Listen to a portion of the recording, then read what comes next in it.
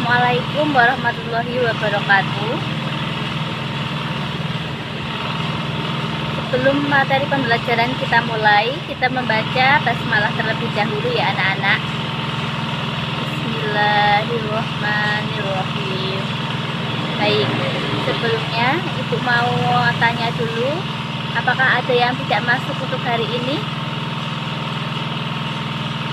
Baik, semua anak-anak masuk ya. Dan semoga kita selalu diberikan kesehatan oleh Allah Subhanahu wa Ta'ala. Oh ya, bagaimana kabar kalian semua? Tetap sehat kan? Alhamdulillah. Baik, pada materi kali ini Ibu akan membahas mengenai meneladani perilaku Nabi Muhammad SAW. Di saat Nabi Muhammad melakukan dakwah secara terang-terangan, kaum kafir Quraisy terus memberi hantaman dan siksaan secara terus-menerus kepada Nabi Muhammad.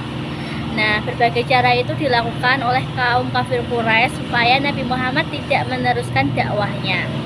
Di saat Nabi Muhammad ingin diberi motivasi dan dorongan dalam berdakwah, justru istrinya Siti Khadijah serta pamannya Abu Thalib berpulang ke rahmatullah dalam waktu yang hampir bersamaan.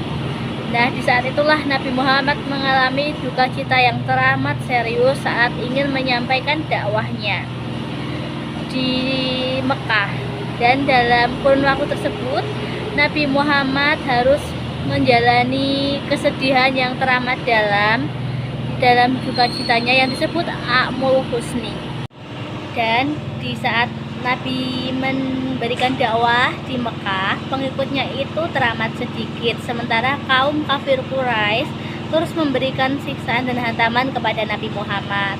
Nah, di saat Nabi Muhammad mengalami kesedihan, beliau mengalami peristiwa yang luar biasa yang disebut dengan Isra Mi'raj, yang jatuh pada 27 Rajab 621 Masehi. Dan peristiwa itu terjadi setahun sebelum beliau hijrah di Madinah. Dan untuk menjadi penghibur Nabi Muhammad, Allah Subhanahu wa Ta'ala memberikan tanda keagungan dan kekuasaannya di saat Nabi merasa sedih. Lalu saat peristiwa itu, Allah Subhanahu wa Ta'ala memberikan petunjuk yang berharga kepada Nabi Muhammad, yaitu beliau diberikan perintah sholat 5 waktu dalam sehari semalam. Setelah peristiwa Isra Mi'raj itu, beliau memberikan dakwah kepada kaum Mekah, tetapi kaum kafir Quraisy menganggapnya sebuah pembohongan. Dan kaum kafir Quraisy terus usaha memberikan hantaman, siksaan serta rencana pembunuhan kepada Nabi Muhammad serta pengikutnya di Mekah. Nah, selama penggalakan pembunuhan itu, Nabi Muhammad diperintah Allah supaya hijrah ke Madinah. Lalu pada awalnya, pada tahun 620 Masehi, Nabi Muhammad SAW bertemu dengan 6 orang Yastrib. Nah, mereka itu dari kabilah Khazraj yang berziarah ke Mekah. Dalam pertemuan tersebut, Nabi Muhammad mengajak mereka untuk masuk Islam. Dan alhamdulillahnya mereka semua gembira untuk masuk Islam, lalu memberitahukan kabarnya untuk berdakwah masuk Islam dan tentang Islam kepada masyarakat kota Yastrib. Dan selanjutnya pada tahun 621 Masehi, seorang muslim dari Yastrib beserta 6 temannya itu sebagai utusan kabilah Khazraj dan Aus mendatangi Nabi Muhammad SAW. Dan beliau melaksanakan perjanjian di suatu tempat yang bernama Aqobah. Nah, dalam perjanjian itu isinya perjanjian adalah kami tidak akan mempersekutukan Allah Subhanahu wa Ta'ala dengan sesuatu yang lain, dan kami tidak mencuri, berzina, dan membunuh anak-anak, serta kami tidak akan saling memfitnah, dan kami tidak akan mendurhakai Nabi Muhammad SAW. Ya, selanjutnya pada tahun 622 Masehi, orang-orang Yastrib datang lagi kepada Nabi Muhammad SAW dan mengundang Nabi untuk mengadakan perjanjian seperti sebelumnya. Dan ini dinamakan perjanjian Aqobah II. dan Nabi Muhammad didampingi pamannya yang bernama Hamzah dalam perjanjian itu. Tetapi jumlahnya kali ini lebih banyak, yaitu 75 orang pengikutnya.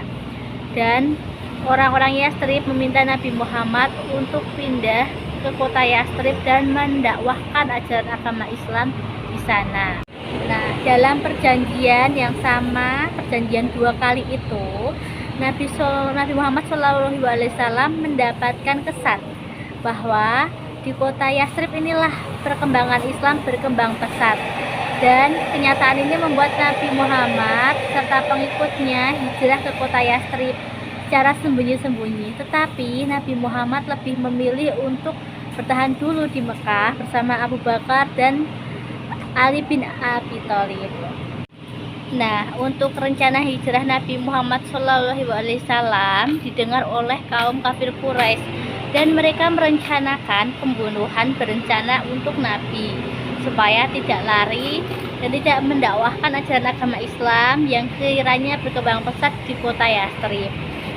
Dalam hal itu, beliau mengetahui rencana kaum kafir Quraisy dan menyuruh pengikutnya berserta Ali bin Abi Thalib untuk memakai selimutnya beliau dan berbaring, karena kaum kafir Quraisy telah mengepung rumah Nabi Muhammad supaya tidak lari. Dan di saat itulah Allah Subhanahu wa Ta'ala memberikan kekuasaannya, yaitu menyelamatkan Nabi Muhammad beserta pengikutnya keluar dari rumah dengan selamat. Nah, dari kisah perjuangan Nabi Muhammad SAW, hal yang dapat kita ambil dari hikmah tersebut adalah supaya kita bisa menjadi pribadi yang lebih baik, bisa mengajak orang untuk berbuat baik, serta bisa menerapkan hal kebaikan dalam kehidupan sehari-hari, seperti kita mentaati kewajiban dari Allah Subhanahu wa Ta'ala dan meninggalkan larangan dari Allah Subhanahu wa Ta'ala. Dan untuk hal berikutnya, dari cobaan-cobaan yang Nabi terima itu kita dapat menjadi orang yang berlapang dada, bertawakal, dan terus sabar menghadapi cobaan dalam hidup ini. Gitu ya anak-anak, dari materi yang dapat Ibu sampaikan. Semoga materi ini dapat kita pelajari dalam kehidupan sehari-hari untuk menjadi pribadi yang lebih baik. Nah, dalam materi ini kalian semua dapat berdiskusi mengenai hal-hal kegiatan sehari-hari yang dapat kalian praktekkan untuk menjadi pribadi yang lebih baik sesuai dakwah Nabi Muhammad SAW dan sesuai hikmah yang dapat kita ambil dari perjuangan beliau dalam menyiarkan agama Islam. Nah, untuk itu kalian dapat mempraktekannya dalam kehidupan sehari-hari dan ikut mendakwahkan apa sih ajaran Islam yang baik dan benar itu. Nah, tadi telah Ibu sampaikan materinya mengenai kisah perjuangan Nabi Muhammad dalam berdakwah.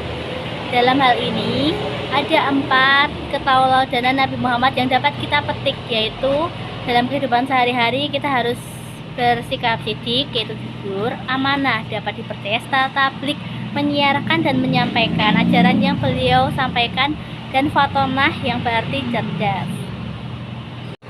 Nah, baik, tujuannya itu supaya kita dapat meneladani perilaku Nabi Muhammad SAW untuk menjadi semangat dalam perbuatan kehidupan sehari-hari dan dapat mengetahui bagaimana sejarah perjuangan beliau. Baik, demikian materi yang dapat Ibu sampaikan. Wabillahi taufik wal hidayah. Wassalamualaikum warahmatullahi wabarakatuh.